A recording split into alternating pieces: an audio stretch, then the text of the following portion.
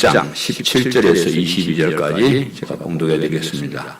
예수께서 길에 나가실새 한 사람이 달려와서 꿇어 앉아 묻자오되 선한 선생님이여 내가 무엇을 하여야 영생을 얻으리이까? 예수께서 이르시되 내가 어찌하여 나를 선하다 일컫느냐? 하나님 한 분 외에는 선한 이가 없느니라. 내가 계명을 하나니 살인하지 말라, 간음하지 말라, 도둑질하지 말라, 거짓 증언하지 말라, 속여 빼앗지 말라, 네 부모를 공경하라 하였느니라. 그가 여짜오되 선생님이여 이것은 내가 어려서부터 다 지켰나이다. 예수께서 그를 보시고 사랑하사 이르시되 네게 아직도 한 가지 부족한 것이 있으니 가서 네게 있는 것을 다 팔아 가난한 자들에게 주라. 그리하면 하늘에서 보화가 네게 있으리라.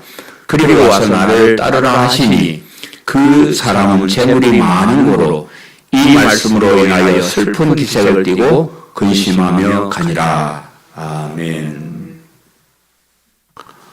제가 최근 서울에 있는 그 유명한 종합병원에서 아주 비싼 돈을 주고 종합검사를 받았습니다.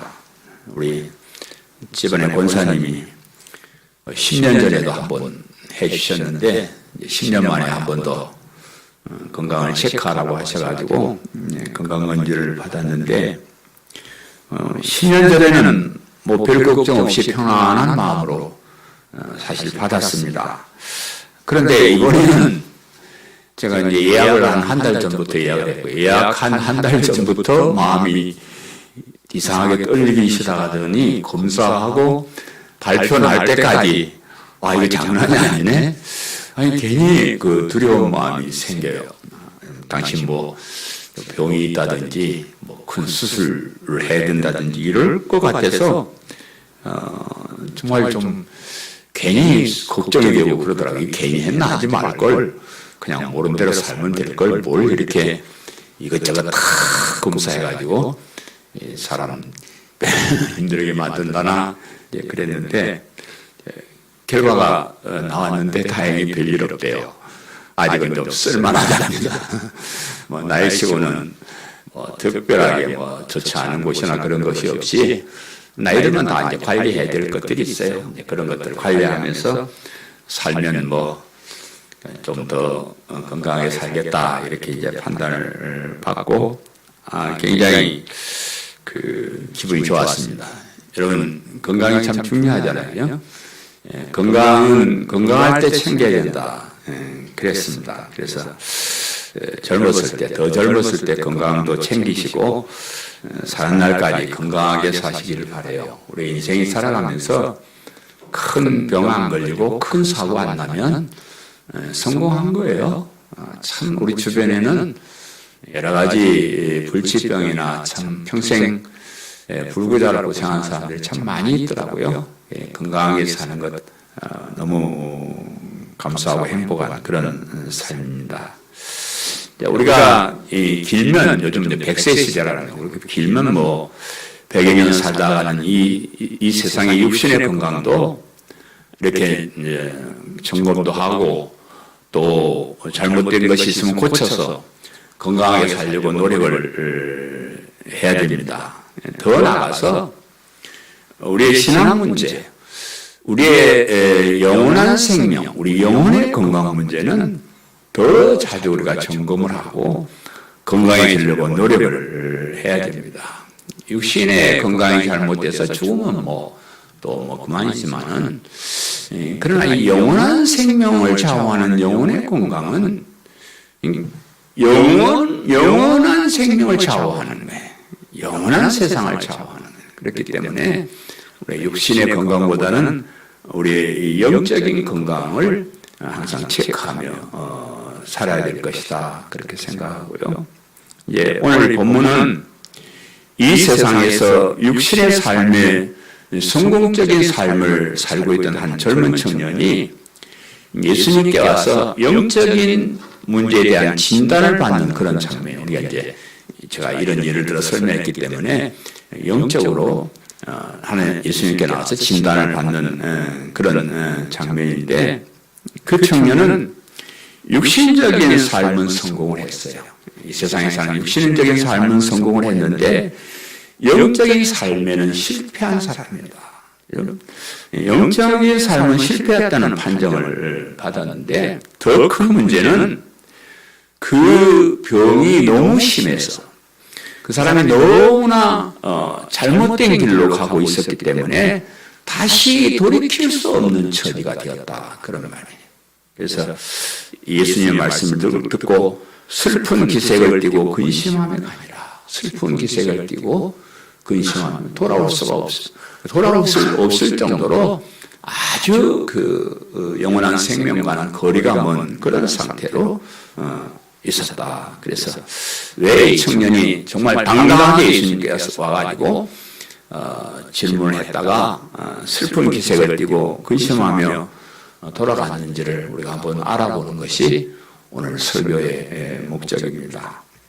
예수님을 찾아온 이 청년의 질문이 내가 무엇을 하여야 영생을 얻으리까? 내가 무엇을 하여야 영생을 얻겠습니까? 이렇게 이제 질문을 했는데 본문 17절, 18절을 제가 다시 한번 읽어드리면 예수께서 길에 나가실새 한 사람이 달려와서 꿇어 앉아 묻자오되 선한 선생님이여 내가 무엇을 하여야 영생을 얻으리까? 예수께서 이르시되 내가 어찌하여 나를 선하다 일컫느냐? 하나님 한 분 외에는 선한 이가 없느니라. 이렇게 이제 대답을 하셨는데 예수님께서 이제 길에 이렇게 나가셨을 때 어떤 사람이 달려와서 예수님 앞에 무릎을 꿇고 앉아서 묻기를 선한 선생님 내가 무엇을 해서 해야 하면 영생을 얻을 수 있겠습니까? 이렇게 이제 물었는데 그 질문에 예수님께서 대답하시기를 네가 나를 어찌 선하다고 일컫느냐? 하나님 한 분 외에는 선한 이가 없느니라. 이 말씀을 좀 생각해보면 참 귀한 미묘한 뜻이 있는 그런 말씀인데 우선은 이 사람은 세상 사람이 볼 때는 성공적인 삶을 사는 사람이에요. 오늘 이 본문은 그냥 한 사람 이렇게 얘기하고 그리고 뒤에 가면 이 사람은 재물이 많은 사람이었다 이렇게 이제 얘기를 하고 있고요.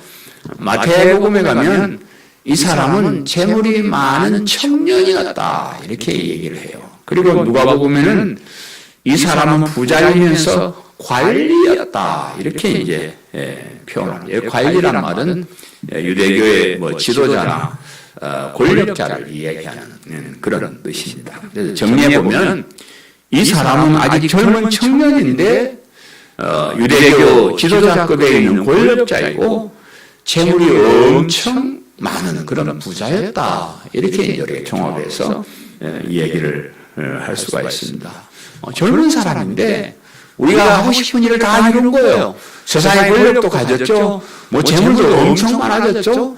아주 성공한 그런 사람으로 우리가 보면 됩니다. 그뿐 아니고 그가 예수님을 선한 선생님이라는 최고의 호칭을 하면서 자기 나름대로는 사람에게 붙일 수 있는 최고의 호칭이에요. 선한 선생님 이것도 큰 호칭이지만 선한 선생님 그러면 아주 최고의 호칭을 하는 거고 또 예수님한테 와서 뭐 서서 이렇게 얘기하면 무릎을 꿇고 사람 앞에 무릎을 꿇는다는 건요 굉장한 겁니다. 무릎을 꿇고 말씀드리는 것을 보면 아주 겸손한 사람이고 정말 자기보다 더 훌륭한 사람을 높여줄 줄 아는 또 그런 선한 선생님 앞에서 무릎을 꿇을 줄 아는 그런 사람이었다. 예의 바른 사람이었다. 그런 뭐 부자고 잘났는데 뭐 좀 건방질 것 같은데 그렇지 않고 참 겸손하게 어른을 알아볼 줄 아는 이런 사람이었다. 그런 면에서도 성공한 사람이었다. 그리고 내가 무엇을 하여야 영생을 얻으리까? 라고 질문하는 것으로 보아서 이 세상의 일에만 욕심을 내는 사람이 아니고 영원한 생명에 관해서도 알고 싶어하는 거예요. 영원한 생명을 얻는 방법도 알고 싶어하는 그런 사람이었습니다. 그래서 하나님도 알고 영원한 생명을 가지고 영원한 천국에 사는 것도 아는 사람이었다. 또 그것을 추구하려고 하는 사람이다. 그래서 여러 가지 면을 볼 때 참 이 사람은 좀 괜찮은 사람이다. 세상적으로 출세도 하고 하나님도 알고 영생도 아는 그런 사람이었다. 그 말. 그런데 이 영원한 생명을 얻는 길은 바르게 알지 못했다. 육신적인 세상적인 일에는 정말 성공을 하고 또 영적인 일에도 마음은 가지고 있었지만은 그러나 영원한 생명을 얻는 영적인 그 길은 바르게 알지 못한 그런 사람이었다는 겁니다. 그래서 예수님께서 우선 그 사람의 질문이 잘못되었음을 이제 지적을 해요. 예수님을 선한 선생님이라고 호칭한 것에 대해서 그 호칭이 잘못됐다는 것을 얘기하는 거예요. 여러분, 우리가 이제 마가복음을 통해 쭉 배워보면서 예수님께서 이 세상에 오셔서 중점적으로 하신 일이 뭐예요? 예수님이 한 인간이 아니고 하나님이셨다는 것을 사람들에게 알리시는 거예요. 또 그러면서 그리스도가 되신다는, 구원자로 오셨다는 것을 사람들에게 알리는 것이었는데 사람들이 그걸 잘 이해를 못해요. 하나님이 사람의 몸을 입고 이 땅에 왔다가 그거는 그냥 이해할 수가 없는 그런 일이었어요, 사실은. 그래서 이 사람도 예수님이 하나님이셨다라는 것을 알지 못했어요. 선한 선생님 정도로 알고 있다. 이게 예수님께서 선한 분은 하나님인데 나를 왜 선한 선생님을 하냐. 그러니까 이렇게 해야 돼요. 아니 선생님 그러든지 선하신 하나님 이렇게 불러야 돼요. 무슨 말인지 알겠죠? 그리고 그 영원한 생명은 사람이 주는 게 아니고 하나님이 주시는 거예요. 그래서 예수님을 하나님으로 알아보고 선하신 하나님, 제가 어떻게 하면 영생을, 이렇게 이제 질문을, 접근을 해야 되는데 그리 하지 못했다. 그리고 이제 또 그가 잘못한 것은 내가 무엇을 하여야 영생을 얻으리까. 여러분, 이 말에서 잘못된다는 걸 발견한 사람 대단한 수준인데 뭐가 잘못됐을까, 이 질문이. 무엇을 해야 영생을 얻을까? 뭐 괜찮잖아요, 질문이. 뭐가 잘못되었냐 그러면 무엇을 내가 함으로 구원을 받는다, 영생을 얻는다, 이렇게 생각하는 사람. 우리가 제가 이제 교회 와서 여러분에게 30년 동안 외친 이걸 구별하는 거예요. 우리가 무엇을 행해서 구원을 받는 게 아니에요. 우리가 예수님을 그리스도 믿는 믿음이 있어야 돼요. 우리가 어떤 사람이 예수님을 믿는 사람이 돼야 되지, 내가 그런 예수를 믿는 사람이 되지 못하고 뭐 좋은 일 선한 일 뭐 잔뜩 아무 소용이 없는 거예요.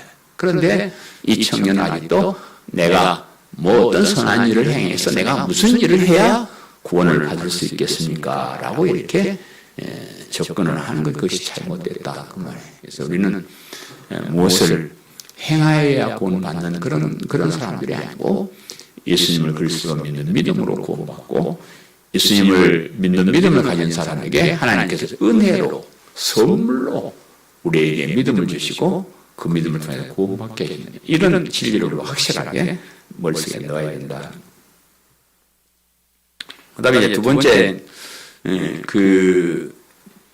무엇을 하여 영생을 얻으리까라는 질문에 그 조건으로, 영생의 조건으로 율법을 준수해야 된다, 이것을 이제 말씀하셨는데 거기에 대해서 이 청년이 말, 이것은 내가 어려서부터 다 지켰습니다. 예수님께서 율법을 지켜라, 계명을 지켜라 이러면 아이고 예수님 그 정도로 내가 어려서부터 이미 다 지켰습니다, 이렇게 이제 얘기를 해요. 오늘 본문 19절 20절 말씀을 제가 다시 한번 읽어드리면, 내가 계명을 안 하니 살인하지 말라, 간음하지 말라, 도둑질하지 말라, 거짓증을 하지 말라, 속여 빼앗지 말라, 내 부모를 공경하라 하였느니라.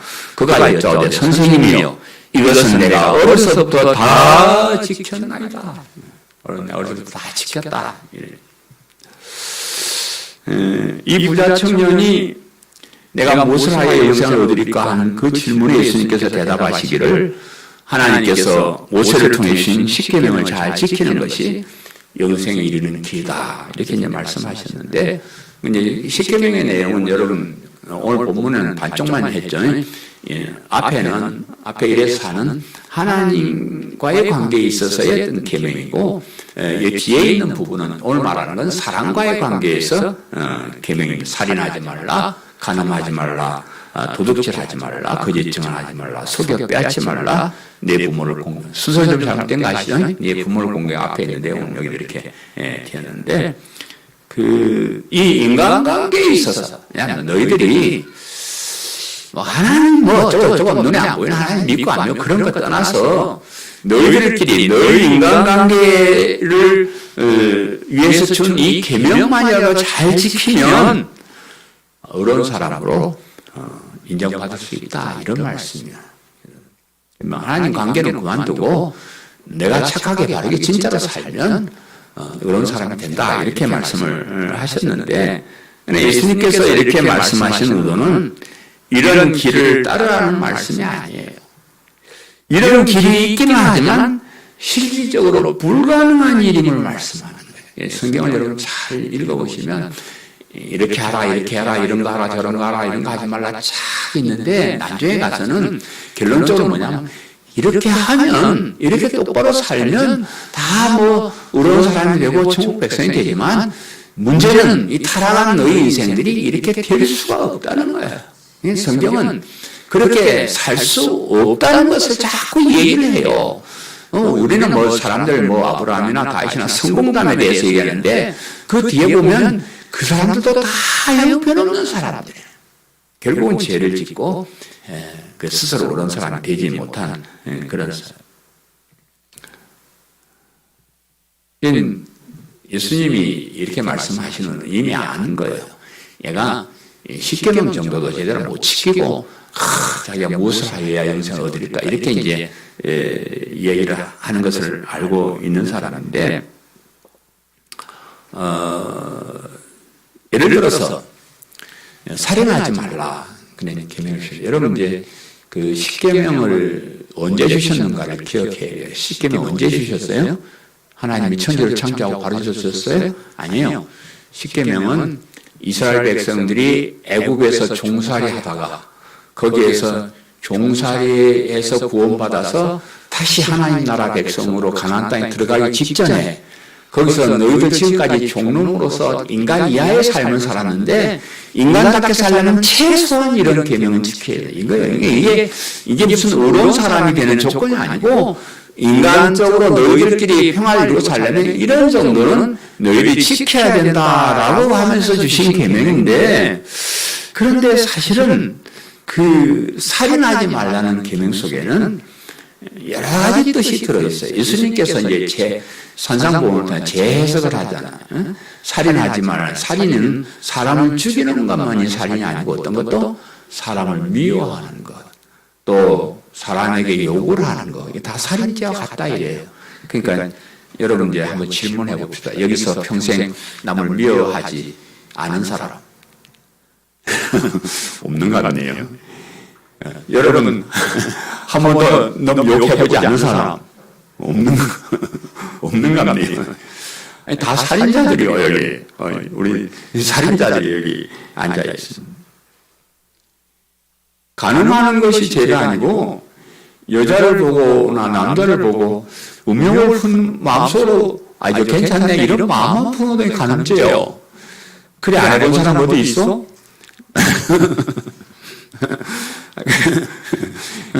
그렇게 마음이 그런 마음이 안 드는 사람은 그건 좀 이상한 사람이야. 다 하나님이 남자와 여자를 만들 때 남자는 여자를 보면 괜찮네 여자는 그렇게 만들어놔서 다 그런 생각을 가지는 거예요. 그것도 이제 간음죄에 해당. 도둑질 하는 것만은 죄가 아니고요. 저 사람 나보다 좋은 옷 입었네. 저 사람 나보다 부자네. 나 저거 좀 갖고 싶네. 그런 마음 가지는 것도 다 이게 도둑질이요. 그리고 남들이 좀 나눠서 다 가져야 되는데 남들을 가지고 걸 뺏어가지고 치만 잔뜩 가지고 있는 것도 이게 도둑질이요. 사람들이 내가 지금 그러잖아요. 똑바로 하려고 그러면 저 집 두 채 있는 사람 뺏어가지고 없는 사람 나눠주고 은행에 잔고 1,000만 원 이상 있는 사람 다 뺏어가지고 골고루 1,000만 원 주면 이 세상은 참 행복한 나라가 될 텐데 이건 이상하게 집 가진 사람 뭐 20채 30채 가진 사람도 있고요. 뭐 돈도 뭐 수천억 뭐 가진 사람도 있고 한 푼도 없는 사람도 있고 그런 도둑놈들 때문에 우리가 못 사는 거예요. 다 도덕체를 가지고 그런 사람들이 많이 가지고 있어가지고 우리가 착한 사람들이 못 산다고.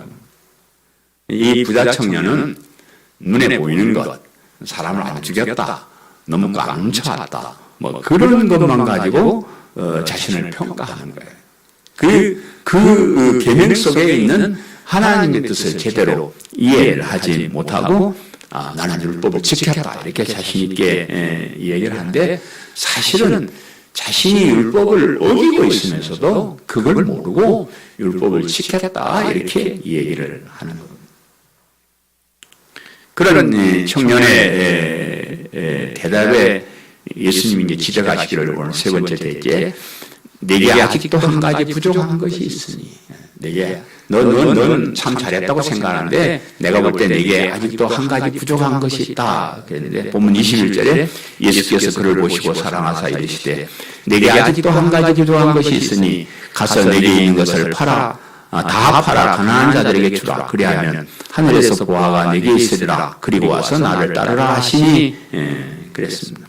예수님께서 그를 보시고 사랑하사 이르시되 사랑하는 마음이 있었는데 예수님은 그 청년을 보고 나름대로 열심히 살았음을 평가해 주신 것 같아요. 이 땅에 뭐 열심히 게으르고 뭐 그냥 그렇게 사는 사람이 있는데 그래도 뭐 부지런히 열심히 살았음에 대한 평가 또 그것도 예수님을 찾아와서 영생을 어떻게 하면 영생을 얻냐 그것도 이제 물어보는 그런 것에 대해서 좋은 평가를 해 주신 것 같아요. 그런 마음이 없으면 예수님이 혼내버리고 님 자식이 싸가지 없는 게 이게 뭐 제대로 뭐 다 지켰어? 나 이런 놈 말아 건방지네. 너 가짜스가 이제 이래버리고 말 텐데 예수님께서는 그래도 그 청년을 사랑하는 마음이 있어서 그 좋은 말씀을 해주시는 거예요. 예수님께서 뭘 잘못 알아도 한참 잘못 알고 있는 청년에게 기회를 주신 겁니다. 너가 율법을 지켰다고 하는 것은 지극히 형식적인 것이고 오히려 율법의 정신과 반대되는 일을 행하였음을 깨닫고 회개의 길을 열어주시는데 내게 있는 것을 다 팔아 가난한 자들에게 주라 그랬어요. 정말로 율법을 잘 지켜서 이웃을 사랑하는 사람이라 그러면 젊은 나이에 그렇게 재물이 많은 부자가 될 수 없다는 거예요. 부자는 자기 권력이나 머리를 이용해서 남이 가져야 할 것을 빼앗고 혼자 차지하려고 할 때 부자가 되는 거예요. 여러분 주변에 부자 있으면 한번 살펴보세요. 어떤 사람이 부자 되는가. 뭐가 있으면 이건 누구 주고 이거 자꾸 나눠주고 이런 사람은 부자 안 됩니다. 신은 뭐 나눠주는 건 행복하긴 하지만 그렇게 하고 언제 부자가 돼요? 안 나눠줘야 돼요. 또 남에게도 못 주고 자기도 아까워서 못 써요. 안 씁니다. 그런 사람이 부자가 되는 거예요. 뭐 나눠줄 거 다 나눠주고 내 쓰고 싶은 거 다 쓰고 그런 사람이 언제 부자가 되니까 부자 못 됩니다. 부자는 나눠주지도 않고 자기도 쓰지 않고 깍쟁이처럼 구두쇠처럼 이렇게 모아서 이제 부자가 되는데 율법을 다 지켰다고 주장하는 젊은 부자에게 내게 한 가지 부족한 것이 있다. 내 한 가지만 봐도 너가 잘못된 걸 알겠다. 너가 율법을 지킨다 하면서 그렇게 재물이 많은 부자가 된 그거 하나만 봐도 너는 율법 지킨 게 아니야. 그건 너 잘못 지킨 거야. 그래서 남에게 나눌 줄 모르고 자기만 움켜쥐는 그거 하나만 가지고도 너는 율법 지킨 사람이 아니야. 차라리 율법 못 지켰다 그래야지. 그래 놓고도 와서 제가 다 지켰습니다. 이렇게 말하는 것은 정말 뻔뻔한 사람이 하는 얘기다. 그런 지적을 하시는 거예요. 다음 주에 우리가 배우게 될 본문에서 예수님께 제자들에게 재물이 있는 자는 하나님 나라에 들어가는 것이 심히 어렵도다. 참 부자 안 된 것이 너무 감사해요. 재물이 있는 사람 하나님 나라에 들어가는 것이 심히 어렵도다. 그래서 이제 저도 아직 거기까지는 연구를 안 해서 잘 모릅니다. 무슨 말을 할지 잘 모르는데 기대하고 이제 보는데 왜 부자가 하나님 나라에 들어가는 것이 어려운지는 제가 다음 주에 제가 말씀을 드릴 텐데 오늘 본문에서 강조하는 것은 인간이 율법을 지킴으로 천국에 들어가는 것이 힘들다는 거예요. 율법을 지켜서 천국 간다. 이거는 이게 안 되는 일이다. 그런 율법을 제대로 지키는 게 참 어려운 것이고요. 선한 일을 뭐 얼마나 해가지고 하나님께 인정받고 어렵다. 예, 그런.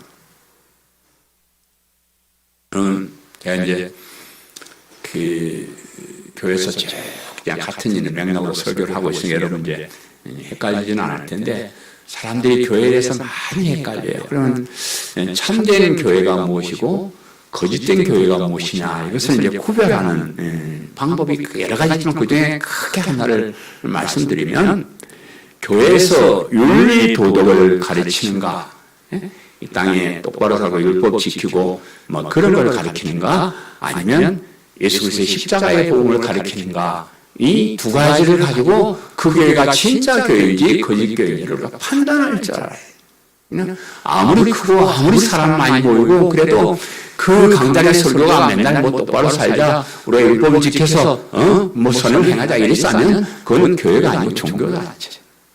교회는 그렇게 살 수 없는 사람들에게 야 그래도 방법이 있다. 야 나 맨날 죄짓지 맨날 어렵지.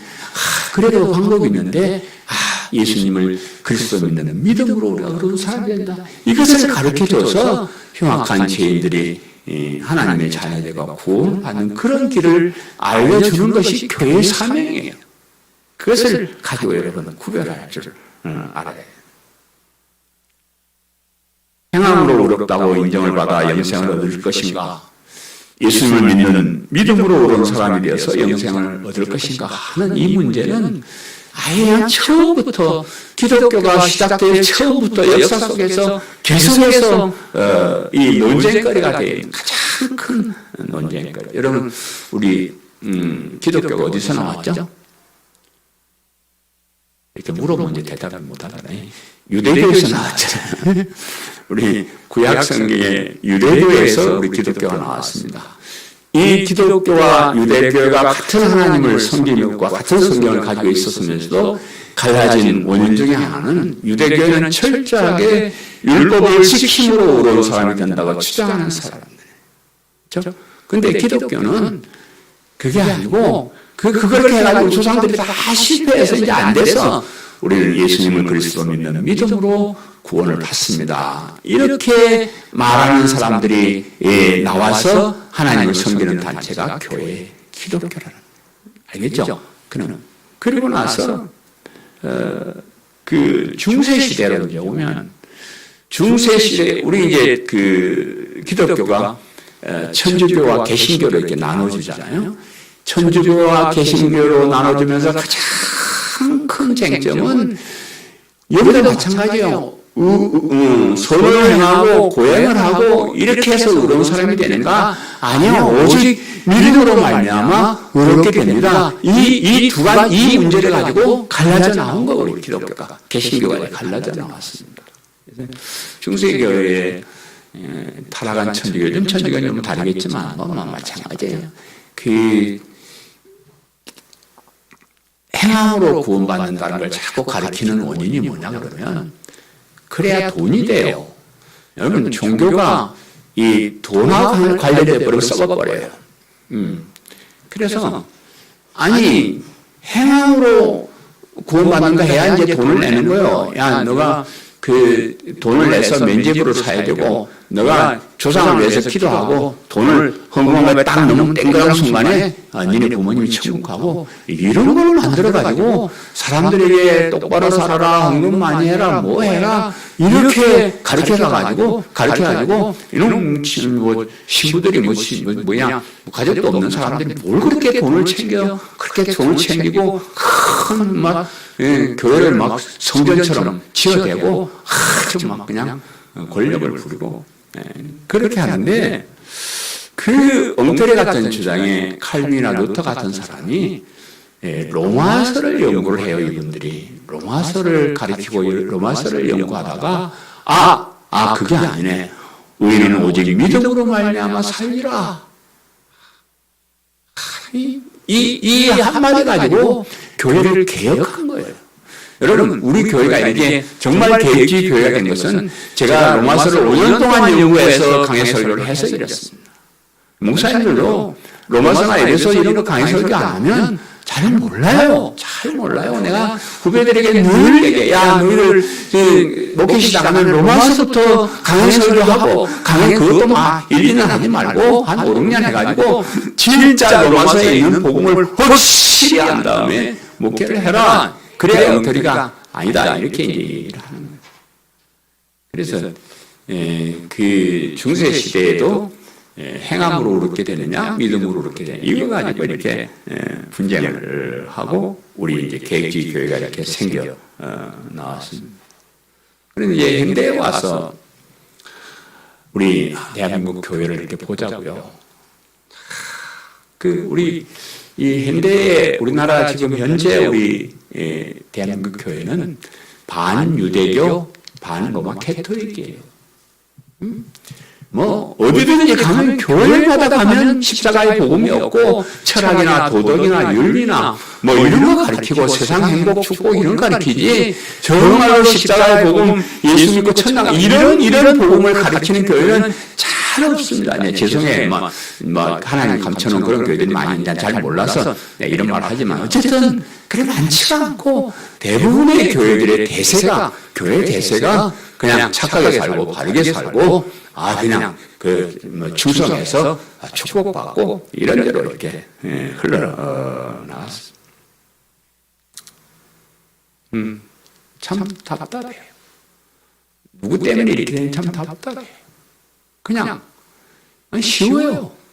그냥 뭐 그렇게 고행하고 선행하고 충성하고 노력하고 이래도 뭐 그거 가지고 될까 말까 뭐 하나님 어떻게 몇 점 줘야 통과할지 그것도 모르는데 구원 받았는지 못 받았는지 그거 그렇게 삽니까? 차라리 손 딱 들어버려. 하나님 나 못합니다. 난 흉악한 죄인입니다. 내 스스로 그런 사람이 될 수 없습니다. 그래서 나 대신 죽어주신 예수님의 십자가를 나는 믿습니다. 이래버리면 돼. 그런데 왜 그 안 되는 것을 붙잡고 성도들을 가르치고 그러냐 그 말이에요. 다 돈 때문에 그래요. 자기 영광 때문에 그렇습니다. 옛날에 못 살 때는 당연히 죄인이지 그런 사람들이 제가 죄인이다. 다 그래 고백했어요. 왜? 못 살고 어렵고 하니까 내가 뭔 죄를 지어서 죄겠지 그래가지고 죄인. 요즘은 살만하고 똑똑하고 그러니까 당연히 죄인이지 그럼. 저러면 내가 뭘 봐서 죄인 같아? 대단한 사람이야. 내가 왕년에 뭐 괜찮은 일도 많이 하고 그래서 자기가 죄인이라는 것을 인정 안 합니다. 좀 살만하니까 뭐 좀 머릿속에 좀 들어오니까 내 스스로 그런 사람이 될 수 있다고 건방을 떠는 거예요. 그래서 교회가 그런 사람들을 이용해서 그래 그러면 열심히 살아라. 충성도 하고 헌신도 하고 그렇게 살아라. 그렇게 가르치는 거예요. 제가 며칠 전에 인천에 역사 연구를 하는 초교파 단체 주최하는 세미나에 참석해서 이제 저는 뭐 역사 신학자다 이런 말 제가 잘 쓰기 싫어요. 그렇지만 이제 역사 신학으로 박사학위를 받았기 때문에 역사 신학자로 분류가 돼요. 분류가 돼서 그런 모임이 있으면 제가 초청을 받아서 이제 가는데 그 단체의 회장님이 계신 것 같아요. 하는 감리교 감독이라는 사람이 나와서 이제 대사를 강의를 하기 전에 대사를 한마디 하고 들어간다고 나왔는데 뜬금없는 소리를 하고 들어가더라고요. 그 사람이 하는 소리를 듣고 한국 교회의 현주소가 여기구나. 참 답답했어. 뭔 얘기를 하는 거 아니? 여러분이 잘 아는 알베르트 스바이처라는 사람 잘 아시죠? 스바이처 모르는 사람 없죠? 스바이처라는 사람이 이 사람이 밀림에 가서 병원을 세우고 아프리카 사람을 치료해주고 뭐 그런 사람인데 이 사람이 이제 착한 일을 많이 하니까 노벨상을 이제 주기로 했어요. 그래서 노벨상을 받으려고 열차를 타고 오는데 옛날에는 열차가 특등실, 1등실, 2등실, 3등실 이렇게 있었어요. 그래가지고 돈 많은 사람은 특등실에 없는 사람은 저 3등 열차에 자리도 없나 뭐 그런 데 가서 이제 오는데 수바이처가 그 열차를 탔다는 소식을 듣고 어떤 사람이 어디 계신가 하고 이런 훌륭한 분이면 특등실에 계시겠죠. 찾아올 때 없어. 1등실, 2등실, 3등실에 갔더니 거기 계시는 거예요. 그래서 아니 당신같이 훌륭하신 분이 어떻게 여기 3등실에 있습니까? 그랬더니 그 수바이자가 하는 말이 예, 제가 4등실이 없어서 여기에 있습니다. 그랬대요. 와, 참 겸손하고 훌륭하다. 막 그러고 나서 땡하고 내려가더라고요. 목사라는 사람이 그것도 감독이지. 감독은요, 우리 이 장로계 총회장이나 뭐 노회장 비슷한 아마 총회장에 가까운 그런 사람인데, 그런 걸 지내는 그런 사람이 그렇게 할 말이 없어서 그 중요한 자리에 와가지고 수바이처 얘기를 하고 내려가는 것을 보고 속으로 화가 나. 진짜 화가 나. 더 화가 나는 것은 그렇게 말해도 인상 쓰는 사람들이 아무도 없어. 그런 얘기를 하면 저 새끼 끌어내려 목사 잡고 그럴 사람이 좀 있어야 되는데 저도 바보처럼 그냥 앉아 있었습니다. 평생을 성경을 연구하고 설교한 사람이라 그러면 입만 벌리면 예수 그리스도가 나와야 돼. 평생 성경 연구하고 평생 설교한 사람이 입에서 그냥 벌리면 예수님이 그리스도가 있으면 하나님이시고 그분들은 구원을 얻습니다. 천국 백성. 이 말이 그냥 술술술 나와야 해요. 그런데 그런 사람이 입에서 예수님의 자도 하나님 하자도 안 나오고 아이 뭐 수발자가 뭔 놈인데 아이 그 알고 보면 개싸가 있는 애요. 그런데 그 사람 자랑하고 내려가는 것을 보고 참 우리 한국 교회의 주소가 여기구나. 가슴이 참 아팠어요. 인간적으로 보면 이 수바이처는 오늘 본문의 부자 청년보다 더 엄청난 일을 했던 사람이에요. 이 사람이 머리가 어떻게 좋던지 이 사람은 의사이면서 음악가이면서 철학자이고 신학자이고 루터교 목사예요. 머리가 완전히 천재예요. 그래서 뭐 공부하면 바로바로 뭐 대학도 들어가고 합격도 하고 자격증도 받고 그래서 아주 그냥 훌륭한 사람이 되는데 그렇게 엄청난 사람이 부귀영화를 기록하고 아프리카 밀림 지역에 들어가서 병든 자들을 치료하고 병원을 세워서 많은 사람에게 의료봉사를 했습니다. 그래서 그 공로로 엄청나게 유명한 사람이 되었고 노벨상까지 받았던 그런 사람인데 이 사람도 부자 청년처럼 자신의 이익은 다 챙기. 이 부자 청년처럼 육신의 이익은 성공을 거뒀지만 영적인 일에는 실패한 사람. 뭐 여러분 육신적으로 이분이 참 뭐 그렇게 연구하면 뭐 제가 된 사람 없지만 이 사람은 사람들에게 엄청난 후원금을 받아요. 그냥 가만히 앉아서 자기 돈 갖고 한 게 아니에요. 여기저기 편지하고 막 해가지고 내가 이렇게 좋은 일을 하니까 돈 좀 내놓으셔 해가지고 세계 사람들이 후원금을 이렇게 보내줍니다. 또 그래서 온갖 대학에서 명예박사학위를 엄청 받아요. 난 뭐 하려고 그런 사람이 그냥 앉아있지 무슨 명예박사학위가 돈 주는 것도 아닌데 뭐 그렇게 많이 명예박사학위를 받는지 잘 모르겠어요. 그리고 뭐 수많은 표창장, 감사장, 뭐 노벨상까지 받았으니까 얼마나 뭐 그렇게 많이 누렸어요. 여러분 그 시절에 아프리카 밀리면은 이름 없이 빚도 없이 봉사하다가 죽어간 사람들이 참 많이 있었대요. 정말로 이름 없이 빚도 없이 자기 이익 없이 그냥 자기 몸 가져가지고 수고하고 헌신하고 죽어가는 그런 많은 사람들이 있었는데 그러나 수바이처는 많은 사람에게 칭찬을 받고 영광을 누렸습니다. 희생하고 봉사한다고 하면서 사실은 자기 자신을 위해서 산 사람. 이 사람에게도 한 가지 부족한 것이 있었는데 그는 예수님을 그리스도로 믿지 않았다는. 이 수바이처는 예수님을 그리스도로 믿지 않았습니다. 자신과 같이 선한 일을 많이 하는 것이 의로운 사람으로 인정받는 길이라고 하면서 예수님을 그리스도로 믿는 믿음으로 의로운 사람이 되는 것을 부인했어요. 심지어는 예수님은 실패자다 이렇게 얘기해요. 예수님도 선한 일 좋은 일 많이 했지만 그냥 십자가에 못 박혀 죽은 실패자다 이렇게 얘기를 해요. 자기는 성공자라는 거예요. 나는 그렇게 중간에 죽임을 당하지도 않고 이렇게 더 많은 업적을 거뒀기 때문에 내가 대단한 사람이고 예수님은 실패자다. 이렇게까지 얘기하는 사람. 그게 참 무서운 얘기입니다. 그래서 이런 스바이처 같은 사람들의 주장으로 인해서 독일을 비롯한 유럽의 교회가 복음을 전하는 교회의 사명을 잃어버리고 윤리, 도덕, 철학을 이야기하는 그런 종교단체로 전략을 하고 말아요. 사람들을 보면 스바이처 참 선한 일을 했다 그랬지만 우리 교회적으로 보면 이 나쁜 놈이에요. 아주 자기만 예수님 안 믿고 지옥 간 게 아니고 유럽에 있는 교회 전체를 복음을 없애버리고 인간의 철학, 도덕, 윤리 이런 것을 가르쳐서 아예 교회가 문 닫게 해버리는 그런 엄청난 악한 일을 한 사람.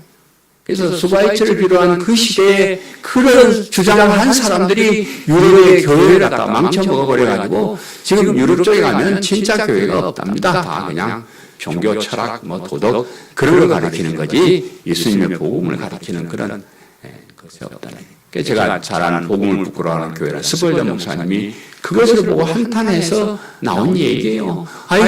독일의 교회를 보니까 이 강단에 십자가의 복음이 없어져 버렸어. 그리고 맨날 윤리, 도덕, 철학 똑바로 살자. 이런 얘기만 스바이처처럼 본받아서 우도 시장 헌신하자. 이런 얘기만 해대고 그러니까 교회가 문을 닫고 교회가 없어지기 시작해서 그 영국의 스펄전 목사님이 우리 영국도 그런 전철을 밟아가고 있다. 우도 비탈길로 내려가고 있다. 비탈길 논쟁. 그 스펄전 목사님도 그 침략에서 제명을 당하는 그런 아픔을 겪어요.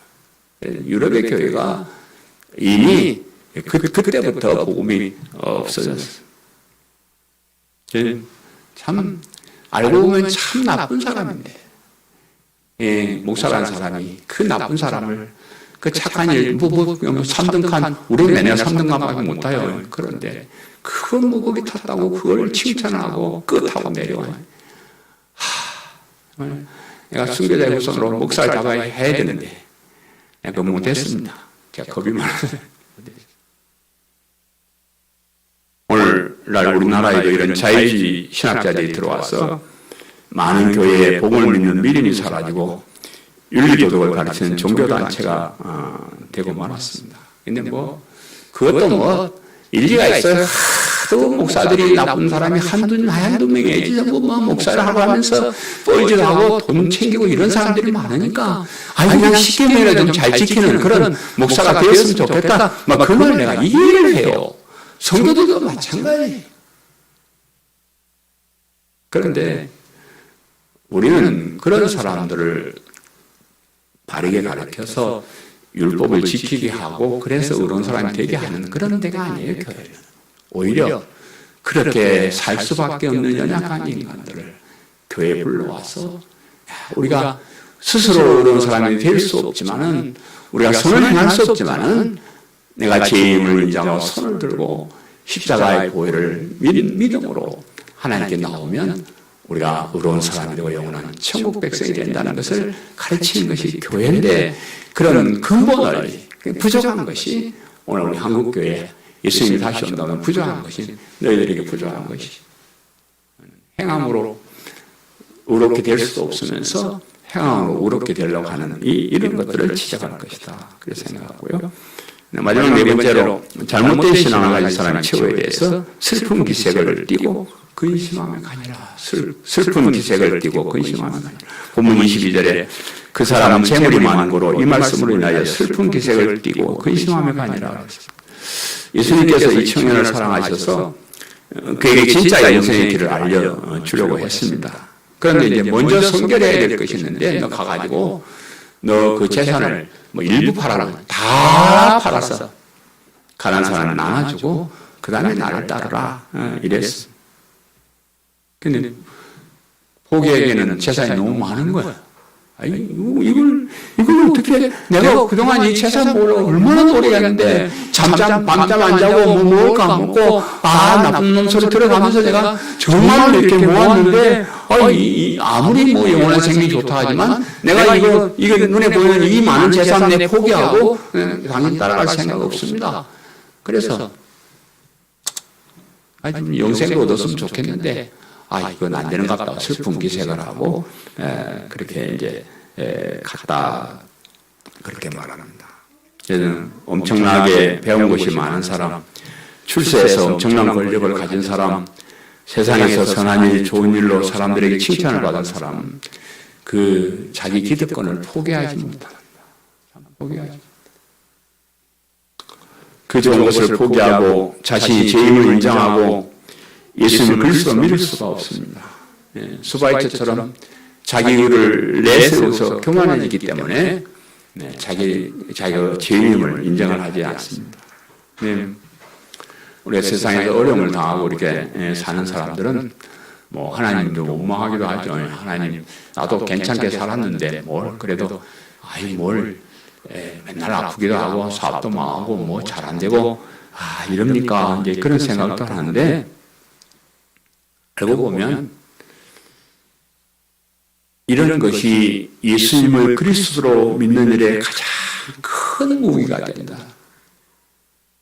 가장 큰 무기. 저는 저 인생을 요즘 이제 참 돌아보면요, 하나님이 저를 최선의 길로 인도하셨다. 제가 부잣집 종손으로 태어났어요. 뭐 우리 할아버지 할아버지는 누가 그러더라고요. 이 양반 집안의 어르신들은 하루 종일 걸어가도 땅이 끝나지가 않는데 뭐 그런 땅 가질 적이 없는데 사람들 평가를 그렇게 해요. 그냥 거기 그 종갓집 종손으로 제가 그 재산 다 지니고 살았으면 지금도 제사나 지내고 그러고 살았을 거예요. 근데 우리 집안이 예수님 믿는다고 그런 거 다 버리고 또 우리 어머니도 일찍 돌아가셔버리고 그래가지고 참 제가 그 당시에 참 불행한 사람으로 느꼈는데 제가 그렇게 된 것이 얼마나 감사한지 참 몰라요. 진짜. 내가 사업을 해가지고요, 돈을 좀 진짜 많이 벌어가지고 한번 막 돈 팡팡 써보려고 있는 거 없는 거 투자해가지고 그냥 사업을 했어요.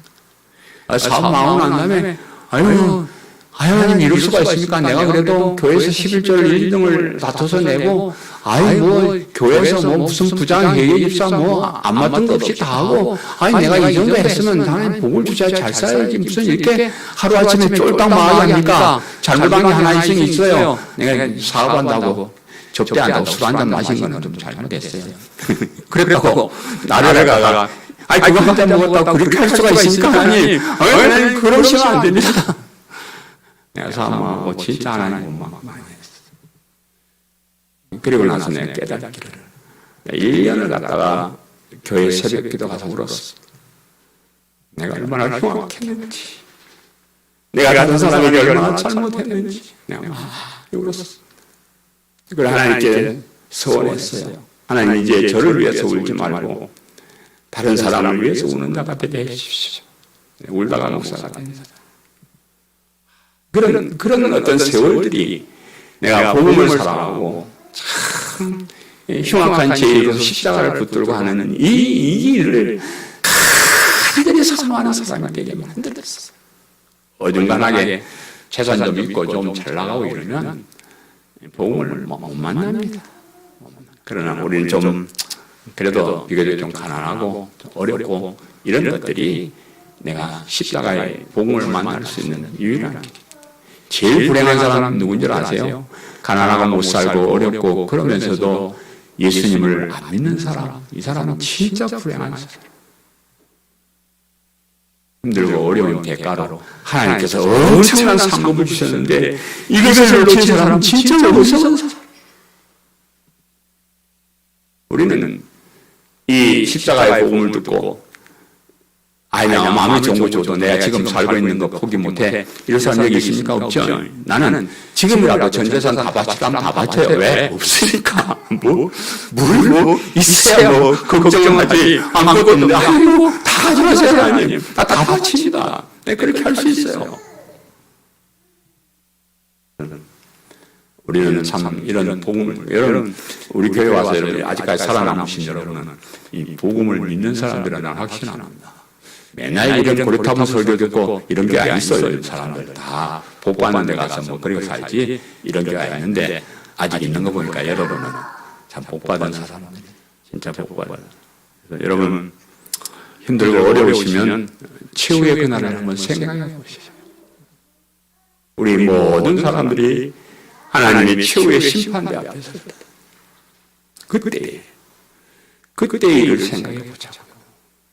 우리 이 땅에서 비록 가난하고 못 살고 어려운 삶을 살았지만은 예수님을 그리스도로 믿었다는 그 믿음 때문에 우리는 심판대 앞에 설 시간도 없어요. 우리는 바로 그냥 영원한 생명의 천국행입니다. 그런데 만사 이 땅에서 잘 나가고 나 왕년에 뭐 했는데 뭐 이런 많은 사람들이 정말로 슬퍼하며 가슴치며 통곡하며 그때 양목사 말 좀 들을 걸, 그때 설교 좀 잘 듣고 믿음을 가질 것, 후회하는 사람은 많을 것. 진짜 믿어지기 힘들고 예수 믿기 지루하고 여러 가지 생각날 때마다 그때 일을 한번 상상을 하시기를 바라요. 그때는 반드시 있습니다. 반드시 우리가 그런 자리에 서게 될 것입니다. 그때는 우리가 예수님을 그리스도 믿었던 것이 얼마나 감사할지, 얼마나 귀한 일인지, 내 평생의 최고의 자랑이다, 이런 자부심을 가지게 될 것입니다. 그런 마음을 가지고 신앙생활 잘 하시는 성도님들 되시기를 바랍니다. 사랑하는 성도 여러분, 율법을 다 지켰다고 생각하면서 당당하게 예수님께 찾아왔던 부자 청년이 그 많은 재산 때문에 슬픈 기색을 띠고 근심하며 가니라 그랬습니다. 이 세상에서 성공해서 부자가 되고 권력자로 살고 온갖 칭찬을 받으면서 잘난 척하고 사는 사람은 부러워하지 마시기 바라요. 그거 별거 아니에요. 자신의 작은 의로움 때문에 자신이 제 힘을 깨닫지 못하고 예수님을 그리스도로 믿지 못하는 가장 불행한 그런 사람.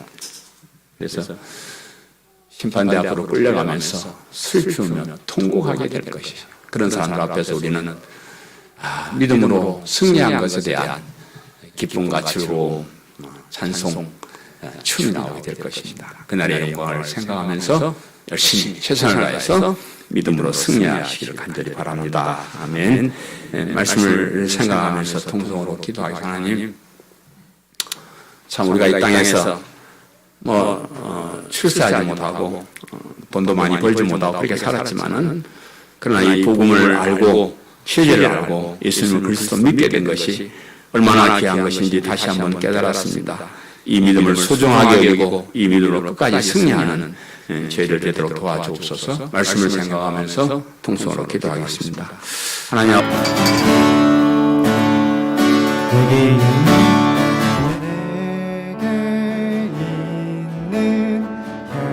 향유가 주께 가져와 그날 위에 입 맞추고